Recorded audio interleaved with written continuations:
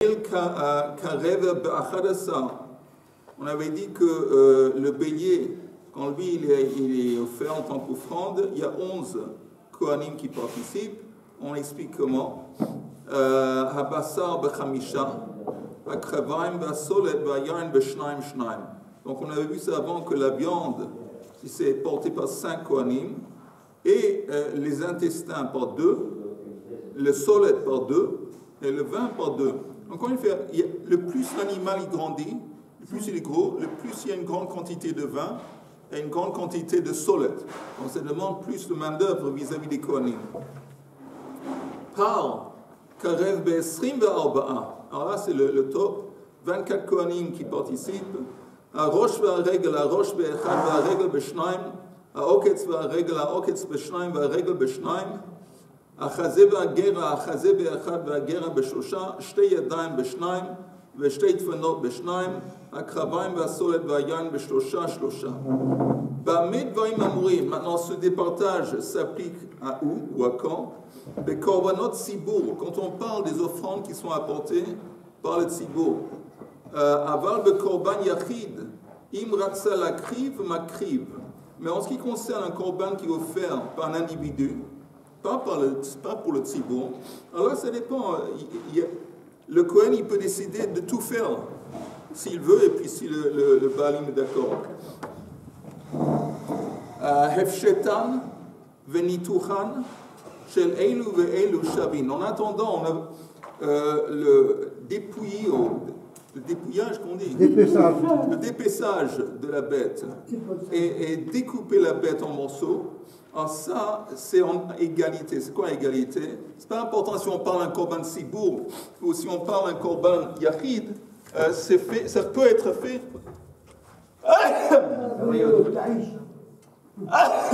Pardon. Il y a un tichou là-bas.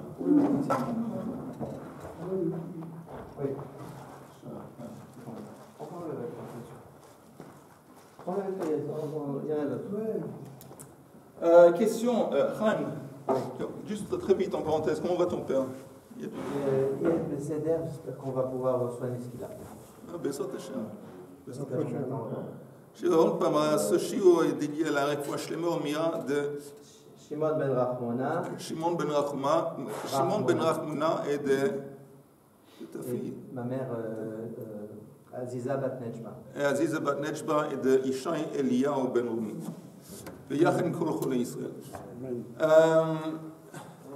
Donc, Gemara. Alors, la Gemara dit sur la fin de la Mishnah, ça veut dire que encore une fois, le dépeçage est découpé dans les deux cas. Ça peut être fait par un non-Kohen.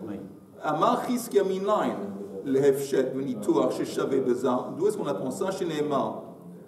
Venatnu bnei Aharon HaKohen esh la mizber.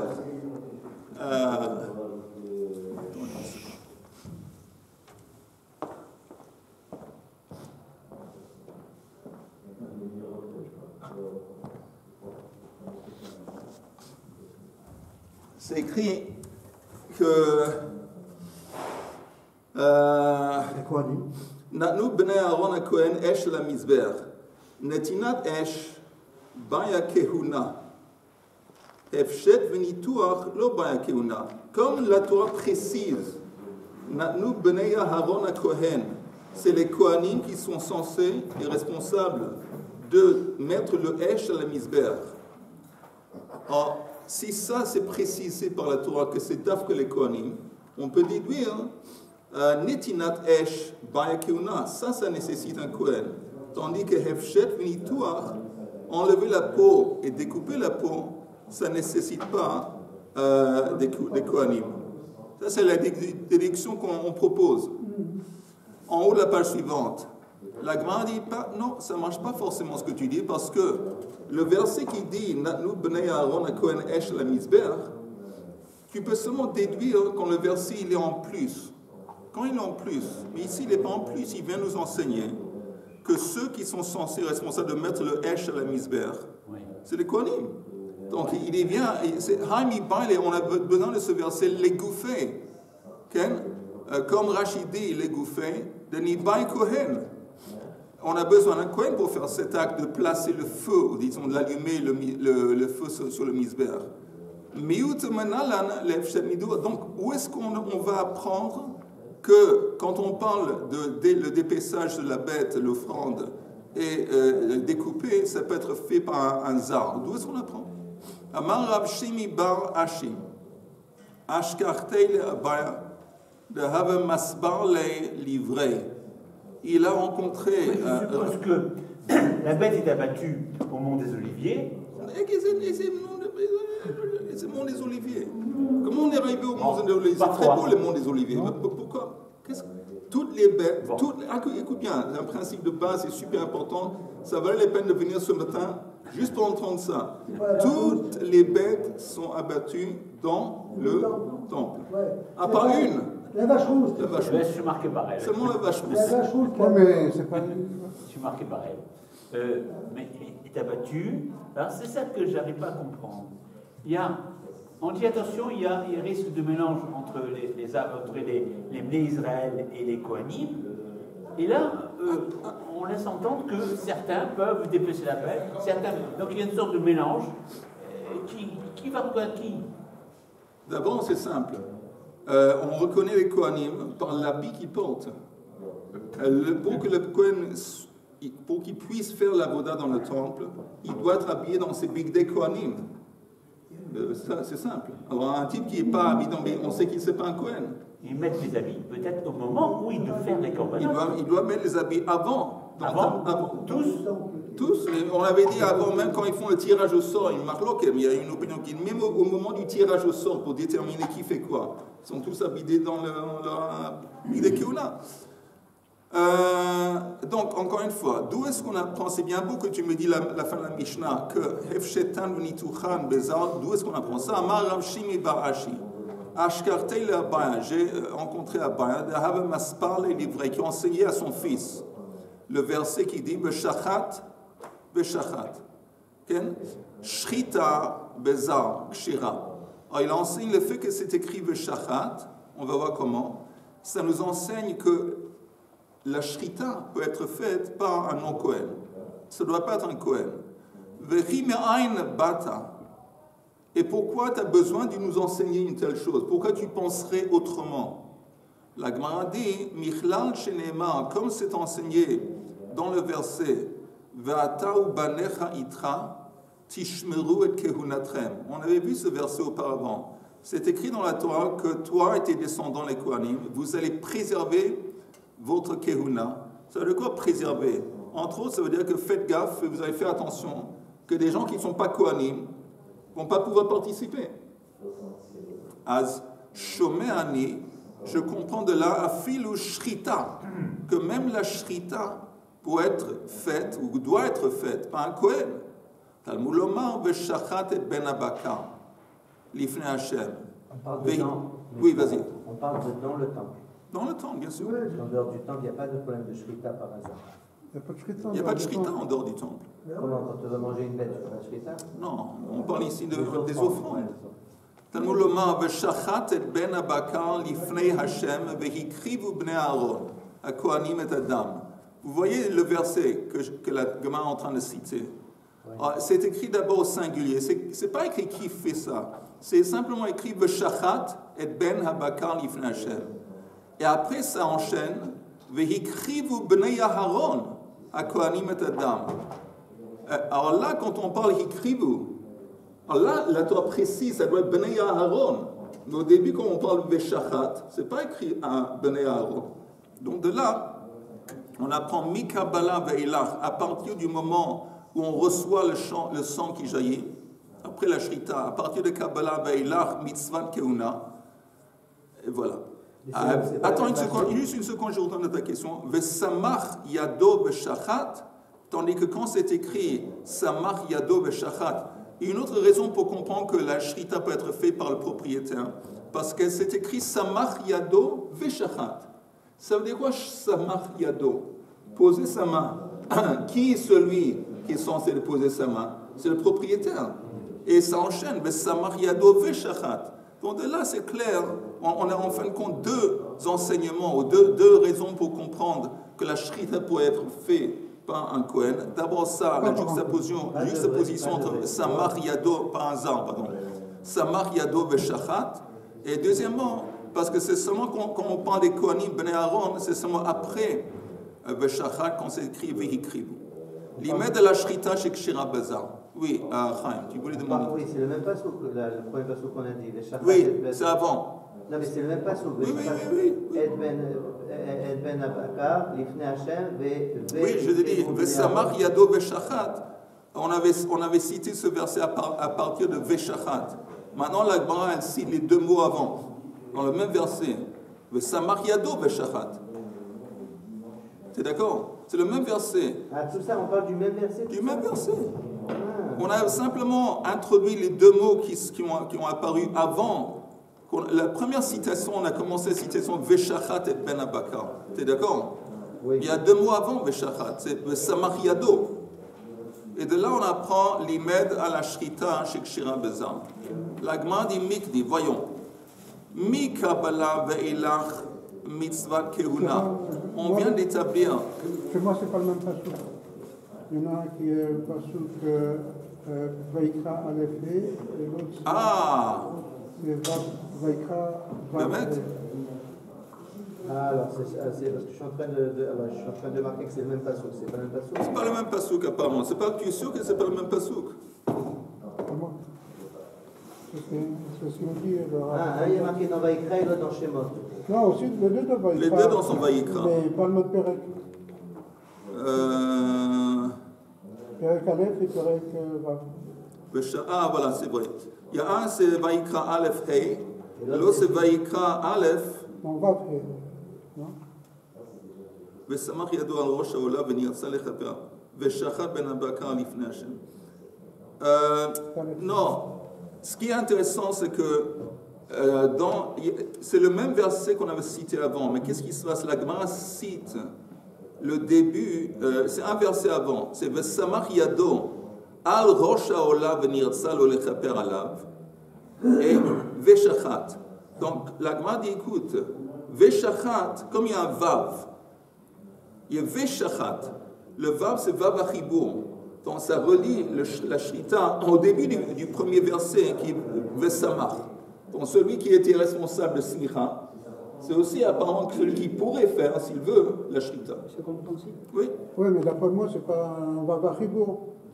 Parce que Vesamach, Samar, c'est du passé, Vesamach, c'est Ok. Vav Achibur. Peut-être. On continue.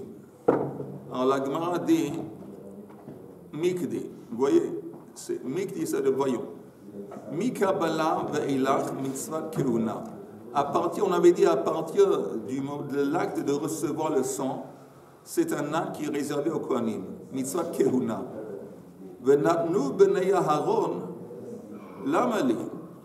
Alors pourquoi c'est écrit Ve'natnu b'nei Aharon? Vous comprenez la question? On avait dit au début, on avait cité au début le verset qui dit Ve'natnu b'nei Aaron esh al mizbeach, que les descendants de Aaron sont responsables de mettre le esh sur le mizbeach. La Gemara demande, nous on vient d'établir qu'à partir de Kabbalah, de recevoir le sang, ve'eilach, à partir de ça, c'est mitzvah keuna. Ça veut dire aussi ce qui va se passer plus tard, mettre le feu sur le mizbeach. Tout ça, c'est mitzvah keuna. Alors pourquoi j'ai besoin de préciser encore une fois que c'est les Kohanim qui vont le faire? On a déjà une précision qui est basée sur le verset. Le verset qui dit, je répète, qui est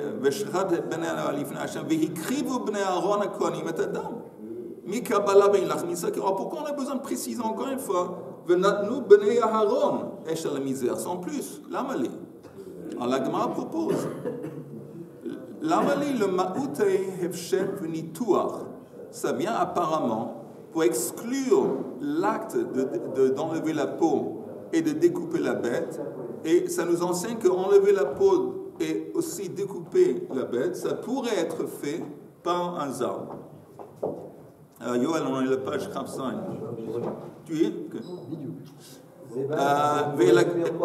Pardon? C'est quoi ça? La Gemara vient d'établir que le verset qui dit Natnu bnei Aharon Kohen esh la mizbeach, elle vient d'établir que c'est en plus de dire Natnu bnei Aharon. Pourquoi c'est en plus? Parce qu'on avait dit qu'à partir de Kabbalah Adam, c'est mitzvah keuna. Donc on comprend, à partir de Kabbalah, c'est mitzvah keuna. On n'a pas besoin de préciser après plus tard que c'est les bnei Aharon qui font ça. On a déjà compris. C'est clair ce que je viens de dire ou pas? Oui, le fait de... Alors, ça vient nous exclure quoi? Ça vient exclure quoi? Le fait qu'il y a marqué à Kohen? Ça vient exclure que l'acte de mettre le feu sur le misber, c'est réservé aux Kohanim, mais ça vient exclure Nituach, Ve'efshet, pour dire que ça pourrait être fait par des non-Kohanim. Ça vient justement nous enseigner que ça pourrait être... Oui. L'exclusion des Kohanim dans ce Mikra-là. Oui, encore une fois. Ça va nous permettre en fait. Oui. Je précise encore une fois. Quand on fait une précision, on dit, tu sais, ça vient exclure. Si je dis ça j'aime, quand on dit ça j'aime, ça laisse entendre je précise qu'il y a quelque chose d'autre que j'aime pas. Quand il y a une précision, ça me permet de déduire, ok, ça oui, mais quelque chose d'autre non. Normalement c'est comme ça. Ah, si j'aime beaucoup ton pullover vert, ça laisse entendre qu'il y a un autre pullover avec une autre couleur que j'aime pas. Normalement. C'est pas sûr. Non, je peux très bien. C'est bon, ça veut dire que j'aime pas les autres. Ok, on va passer. Bon, on va pas rentrer. On va passer. Mais en attendant, la Gemara dit, elle a établi que cette précision de Natnu bnei Aaron, il en plus parce qu'on sait que Mikabbalah ve'elach mitzvah kevuna. Là, le moment qu'il est en plus, ça me permet de l'utiliser en tant que déduction. Je peux préciser qu'à partir de ces mots bnei Aaron, il y a un autre acte qui pourrait être fait par des gens qui ne sont pas bnei Aaron. Quoi? Hefshet v'nituach. Enlever la peau et découper, ça pourrait être fait par un non-Kohen. C'est ce que la Gemara propose. Sans doute des spécialistes peut-être aussi. Pardon? Peut-être des spécialistes aussi. Quels spécialistes? Vous savez, à l'époque, je vais te dire, à l'époque, la majorité des gens, c'était des agricoles. La majorité, c'était de l'agriculture, donc c'était tous ces spécialistes. C'est pas compliqué. Ve'akati, pour nous, c'était... L'agriculture et dépecer une bête, c'est pas la même chose. C'est pas si compliqué que ça. Ve'akati, ils avaient des bétails. C'était des gens manuels, il faut comprendre le rave. C'était des fermiers. C'était des fermiers. C'est tout faire. C'était pas des gens qui travaillaient dans high-tech. C'est pas comme aujourd'hui, c'est tous des handicapés. Ve'akati. Ils ont des mains gauches, ils ont tous des mains gauches. Ok, on y va? Oui, bien. On dit qu'on ferme la parenthèse. Ve'akati itztarich. Non, on a besoin de dans ce verset, Natnu bnei Aaron. Il n'est pas en plus, on en a besoin. Pourquoi on en a besoin? Ve'akati adain itztarich, on en a besoin. Salka daita chamina. J'aurais pu penser Kevan de lav avoda de me'akva kaparahi. Lotibai keuna. Comme l'acte de mettre le feu sur le misber, ce n'est pas un acte qui empêche la kapara. Quand on parle d'une offrande, l'offrande elle vient pour faire quoi? Pour apporter la kapara.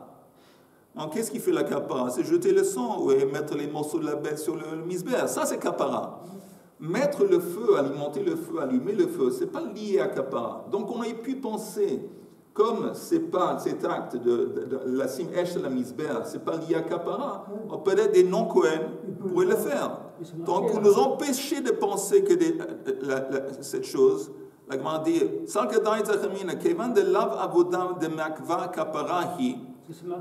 ici, excuse-moi, noir sur blanc. À Cohen, Esh, Al-Mizbeah, Nitla. Oui. C'est eux qui mettent, c'est personne d'autre. Alors, bonne question. Alors, non, allez. Je vais expliquer plus clairement. Je vais essayer. Tu entends? La Gemara dit, pour faire une précision, tu dois faire en sorte que les mots ils sont en plus. Que les mots ils sont en plus. Par exemple, si tu me dis que les Bnei Aaron ils mettent le feu sur le misber, on a besoin de nous enseigner ce que les Kohanim. On a besoin de nous enseigner que c'est les Kohanim qui font ça et pas quelqu'un d'autre. Attends, écoute un petit peu. Écoute. S'il y a un besoin de nous enseigner que c'est les Kohanim qui mettent le feu, on ne peut pas utiliser ce mot, Bnei Kohanim, en tant que précision, de préciser. On ne peut pas, ou déduire, de source de déduction. On ne peut pas. C'est marqué, tu n'as pas besoin de déduire. Tu déduis quand quelque chose n'est pas marqué, tu penses ça et ça et ça, tu déduis ça. Mais quand c'est marqué, il n'y a pas à déduire, c'est marqué. Alors, je vais essayer de donner un exemple. Quand je dis, encore une fois, moi j'aime le chocolat. J'aime le chocolat. Okay? C'est bien, moi Okay. aussi. Alors, quand on voit cette phrase que moi j'aime le chocolat, il n'y a rien à déduire. Tu ne peux pas commencer à dire, ça veut dire, lui il aime le chocolat, mais il y a d'autres choses qu'il n'aime pas. Mais si je retrouve, encore une fois, c'est écrit que moi j'aime le chocolat, là c'est en plus. Je sais déjà que moi j'aime le chocolat. Pourquoi répéter la phrase comme pourquoi c'est répété? Pour te donner une possibilité de faire une déduction. Ça veut dire que le chocolat, toi tu aimes, mais il y a quelque chose que tu n'aimes pas. Ça c'est l'idée avec ce verset. Quand tu me dis que les Bnei Aaron font un acte quelconque dans le temple, on a besoin de dire que c'est les Kohanim qui font pas ça à quelqu'un d'autre, pas quelqu'un d'autre. Mais si c'est en plus, si on sait, on est censé de savoir déjà que les Kohanim ils sont censés de faire ça. C'est en plus. Si c'est en plus, alors là ça me permet, c'est une opportunité de faire une déduction. Et dire bon, ça, les Kohanim le font, mais il y a quelque chose d'autre qui n'est pas fait par les Kohanim. Mais on peut seulement faire une déduction si les mots ils sont en plus. Ils sont en plus. Alors, ça, ce que j'aimerais... Excuse-moi, j'ai toujours appris que quand il y a un mot en plus dans la Torah, on utilise ce mot pour faire une dracha. Oui, entre autres, c'est une dracha, où on fait une déduction. Déduction est une espèce de dracha aussi. C'est une espèce de dracha. Mais parce que c'est pas évident. Hein? Là, on est en train de démonter ça. Alors, ce que je vais faire avec votre aimable autorisation, je vais faire une petite transition sur quelques lignes. Et comme ça, ensemble, on va revoir. S'il y a des questions, n'hésitez pas à demander. Bien, on reprend de la Gemara, au début de la Gemara. Au début, non. Alors, mais on va aller à partir de Mikdé. Mikdé, c'est la ligne qui commence chez Kshera Bezar, après le mot Mikdé. J'ai remonté 2 lignes. Vous voyez? Oui ou non? Mikdé, voyons. Mikabala ve'elach mitzvah kehuna. On a déjà établi qu'à partir de la Kabbalah, c'est mitzvah kehuna. D'où est-ce qu'on a appris ça? Pour se rappeler. D'où est-ce qu'on a appris ça? Hey! D'où est-ce qu'on a appris ça? Qu'à partir de Kabbalah, c'est mitzvah kehuna. Voilà. Heureusement que Yehuda est parmi nous. Parce que dans le verset, on a cité le verset qui dit que Veshachat et ben Abakar lifnei Hashem, vehikrivu bnei Aaron HaKohanim. On voit que hikrivu bnei Aaron HaKohanim, ça vient après le mot Veshachat. Donc, quand Veshachat, la Torah ne parle pas de Kohanim. Donc, ça veut dire que Veshachat peut être fait par un non-Kohen. Après, c'est écrit vehikrivu bnei Aaron. C'est quoi hikrivu bnei Aaron? À partir de la première étape de la Hakrava, c'est quoi la première étape? C'est Kabbalat Adam. À partir de ça, jusqu'à la fin, c'est Mitzvah Kehuna. Donc, on aurait pu déduire que le shachat s'est fait par hasard. Oui, on a déduit. Mais entre autres, maintenant la Gemara regarde l'autre verset dans la Torah qu'on avait cité précédemment. V'natnu bnei Aaron hakohen esh el hamizber. Elle dit, mais ça aussi, c'est en plus.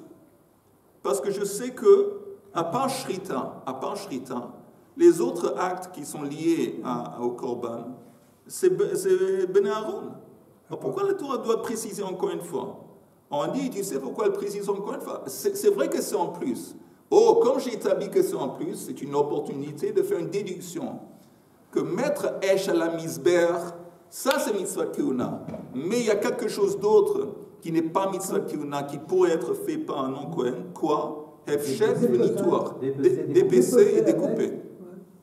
Et la Gemara dit non. On va aller à partir de là. Elle dit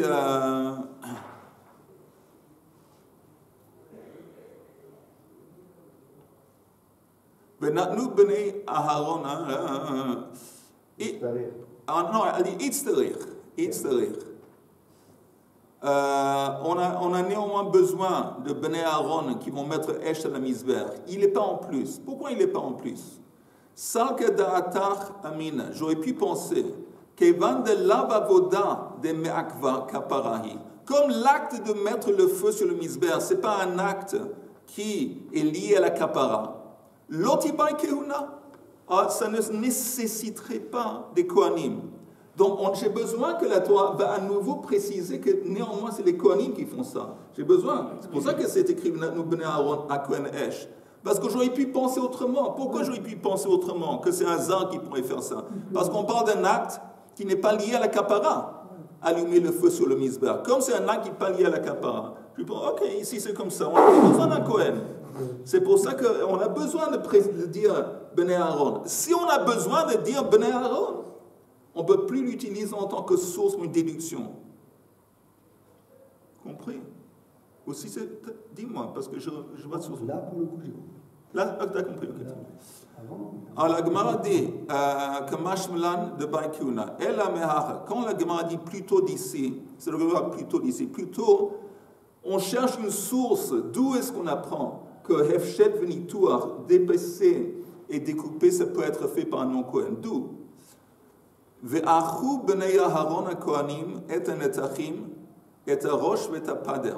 Un autre verset qui, encore une fois, précise que c'est les b'nei Aharon, les Kohanim, qui posent les morceaux de la bête et ha-Netachim, et on précise la tête et la graisse, et encore une fois, c'est écrit b'nei Aharon. Alors la Gemara dit, encore une fois, Mikdi, voyons, Mi Kabbalah ve'ilach mitzvat kehuna. Nous, on sait déjà qu'à partir de Kabbalah, tous les actes qui vont suivre, c'est des actes qui sont faits exclusivement par des Kohanim. Ve'achu lamali. Alors pourquoi la Torah précise à nouveau Ve'achu b'nei Aharon ha-Kohanim? C'est en plus le ma'utei hefshet v'nituach. Apparemment, ça vient nous enseigner qu'on peut déduire qu'en ce qui concerne d'épaisser et découper, c'est fait par un zan. La Gemara dit non, peut-être ça vient exclure un autre acte. Pourquoi tu dis que ça vient exclure Hefshet V'nituach? Peut-être ça vient exclure un autre acte. Lequel?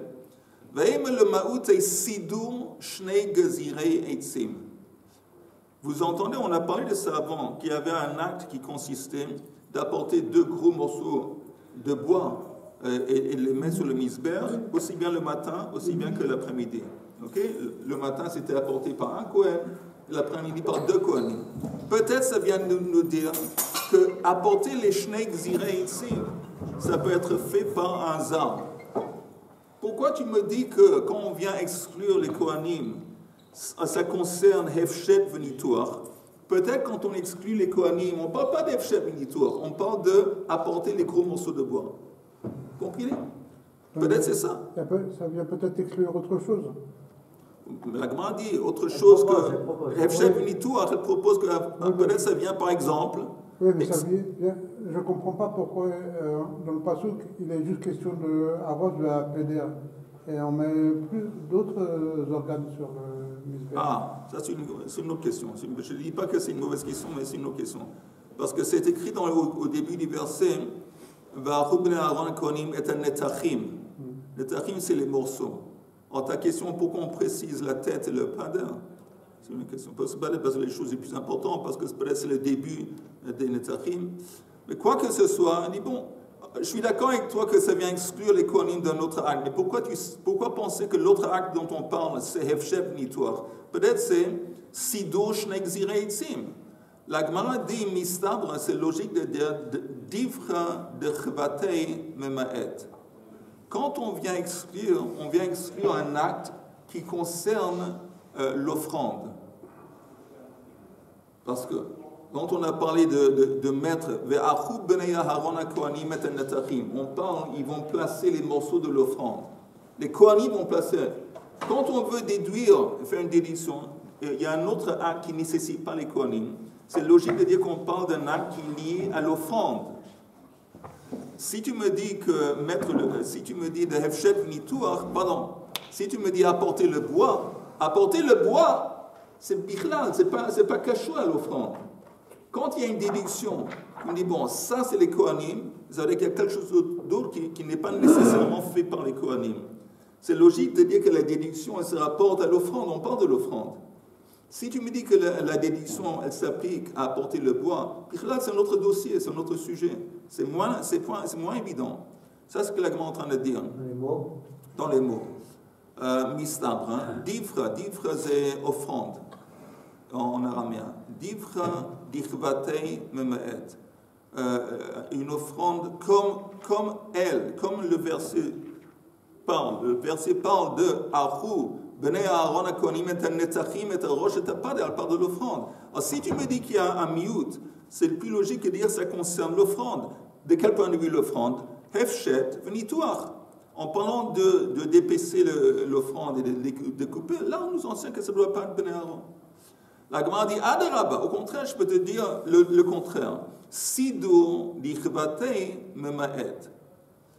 Au contraire, je vais te dire que ils sont en train de faire quoi quand c'est écrit Ve'achu Bnei Aaron? Ils sont en train de placer quelque chose sur le misber. C'est un acte de placer les morceaux de la bête sur le misber. Alors ça vient exclure un autre acte similaire qui consiste de poser quelque chose sur le misber. C'est quoi l'acte similaire? Poser le morceau de bois. Poser les bûches de bois sur le misber. C'est logique que c'est ça que ça vient exclure, parce que c'est un acte similaire, c'est le même dossier. C'est quoi le même dossier? Poser des choses sur le misber. Tandis que dépouiller la bête, ou enlever la peau et découper, c'est un autre truc. Donc la Gemara dit, au contraire, tu pourrais dire le contraire. La Gemara dit, ne pense pas une telle chose.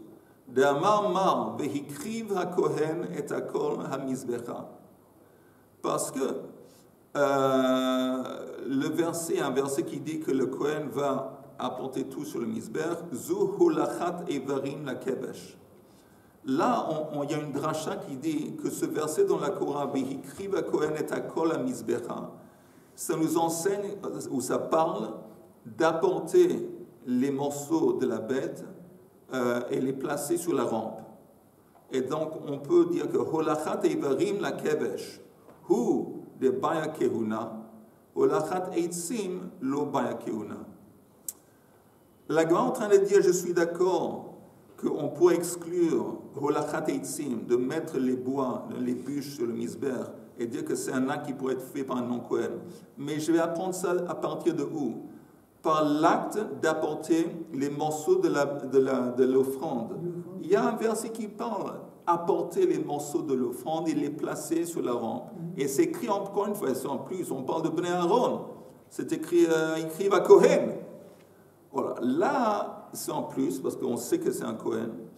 Parce qu'à partir de Kabbalah, c'est Mitzvot Kehuna. C'est en plus, ça vient nous permet de déduire que ça, mettre les morceaux de l'offrande sur la rampe, oui, ça doit être fait par un Kohen. Tandis que mettre les morceaux de bois, les deux gros morceaux de bois, les bûches, ça pourrait être fait par un non-Kohen. Donc, si c'est comme ça, je retourne à l'idée qu'on avait dit avant, que nous, Bnei Aaron,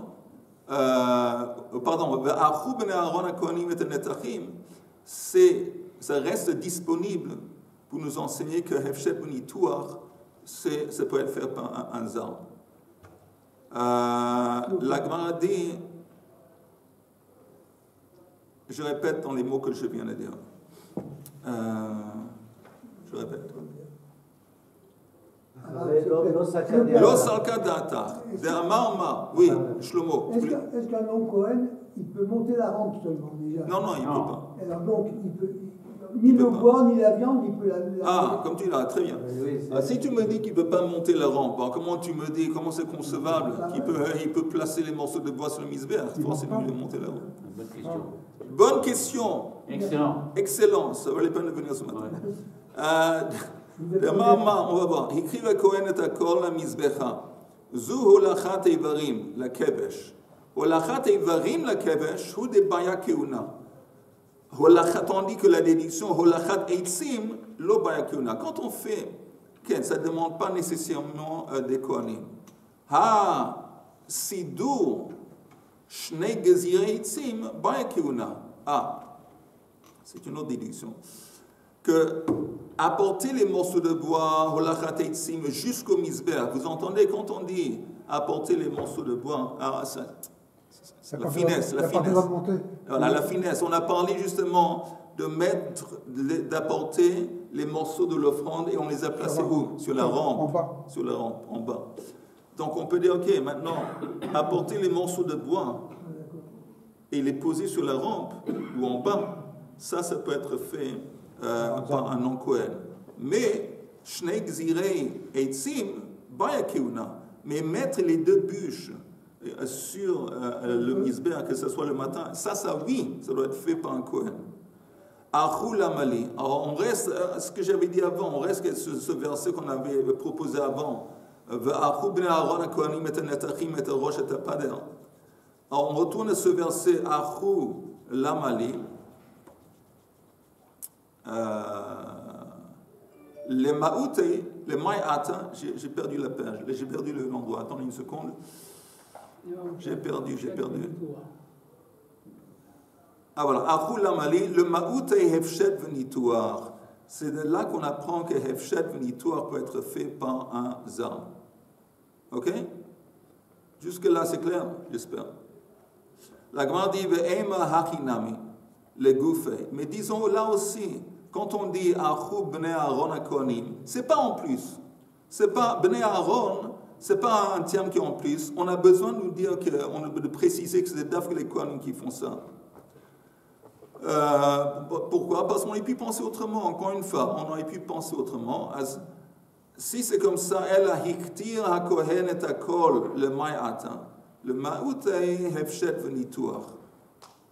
Quand ce verset dit que le Kohen, il a tout brûlé, encore une fois, c'est un terme qui est en plus. Pourquoi on précise le Kohen? Pour déduire que Hefshet Venituach peut être fait par un Zar. Et la Gemara dit, Ve'ikriv HaKohen et HaKol HaMizbecha, Zu holachat ivarim la kevesh. Il dit non. Ça parle de... C'est quoi ce mot, hikriv? Ce verbe, hikriv à Kohen et à Kol. On parle d'apporter les morceaux et les placer sur la rampe. Holachat ivarim la kevesh. Hu de baya keuna. Là, ça nécessite un Kohen. Holachat eitzim, lo baya keuna. Mais apporter le bois et le poser en bas, ça ne nécessite pas un Kohen. Ah, si doshne gzirei eitzim, baya keuna. C'est plus ou moins ce qu'on a vu avant quelques lignes. Et la Gemara dit, nous les goufés, va'achou shnaim bnei Aaron. Non, voilà. Je n'ai pas compris là ce que tu as dit. Oh, j'imagine que tu n'es pas le seul. Ah, d'accord. Ça va, si je ne suis pas le seul, je suis content. Avec Hanania. Qu'est-ce que tu n'as pas compris? Non, parce que tu as dit juste avant, là maintenant, ça vient exclure. Oui. Si on a parlé de monter, on a parlé des Kohanim. Oui. Ça voudrait dire que pour monter les bûches, ce ne serait pas les Kohanim. Voilà. Après, on dit. Non, au contraire. Non, tu entends. Quand on dit Ve'ikriv HaKohen HaMizbecha, tu entends? Oui, attendez, messieurs, on fait Kaddish, oui. Attends. Quand on dit Ve'ikriv HaKohen HaMizbecha, alors là, on parle de faire quoi? D'apporter les morceaux de la bête et de la poser sur le kevesh, sur la rampe. Oui. Et c'est écrit dans la Torah, le Kohen. Donc je peux déduire qu'un acte similaire, c'est quoi un acte similaire? Apporter les bois, le morceau de bois, et les poser sur la rampe, ou la poser en bas, ça pourrait être fait par un non-Kohen. C'est une déduction. D'accord. Mais en attendant, je continue avec des déductions. Apporter le bois et le mettre sur la rampe, ça peut être fait par un non-Kohen. Et poser les deux bûches, et l'acte de poser les deux bûches, qui est un acte qui est fait aussi bien le matin que le soir, ça doit être fait par un Kohen. Ok? Et maintenant, et je retourne encore une fois à l'idée que ça c'est disponible pour nous enseigner que le Zar, il est cachère de faire un Hefshet Venituach. Mais quand on dit Ha, ça veut dire pourtant. Pourtant, oui, Nachon. Ha, c'est Shne Kezrim Etzim. Nachon. Que apporter le bois et poser le bois sur la rampe, oui, c'est un acte qui peut être fait par un non-Kohen. Non. Tandis que Sido Shnek Zirei Itzim, oui. Tandis qu'apporter les deux bûches, ça, Baya Keuna. Ah, pour apporter les bûches, ça serait un Zar, et pour les poser. Non. Pour Holachat Eitzim la Mizber. Tu entends? Oui. Et c'est 3 étapes. Première étape, il y a un verset qui dit dans la Torah, le verset Hikriv HaKohen et HaKol HaMizbecha. il y a un verset qui dit V'hikriv ha-kohen et ha-kol ha-mizbecha. Et on parle de quoi? Regardez tous, on va juste voir ça à partir de là. On retourne quelques lignes en haut, un peu plus en haut. Il y a un verset qui commence V'hikriv. V'hikriv ha-kohen et ha-kol ha-mizbecha. De quoi on parle? Zu holachat eivarim la-kevesh. On parle d'apporter les morceaux de l'offrande, les poser sous la rampe. On fait la déduction. Holachat eivarim la-kevesh hu de ba'akuna. Ça nécessite un kohen. Tandis que un acte comparable, qui est quoi? Holachat eitzim. Pas apporter les morceaux de l'offrande, mais apporter du bois et de le mettre sous la rampe. Lo ba'akuna. Ça ne nécessite pas un kohen. Et je continue, je fais une autre déduction. Apporter le bois et le mettre sur la rampe, ça ne nécessite pas un kohen. Ah, sidur shnei gezirei eitzim, baya keuna. Mais apporter les deux bûches et les poser sur le feu, ça nécessite un kohen.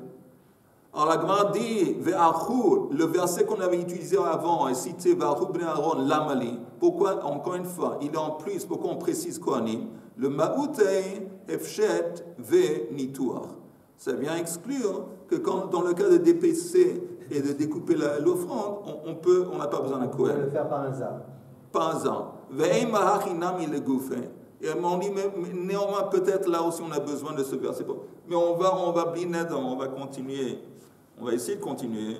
Blined à partir d'ici où je me suis arrêté, demain. En espérant que la majorité de ce qui a été dit aujourd'hui est clair.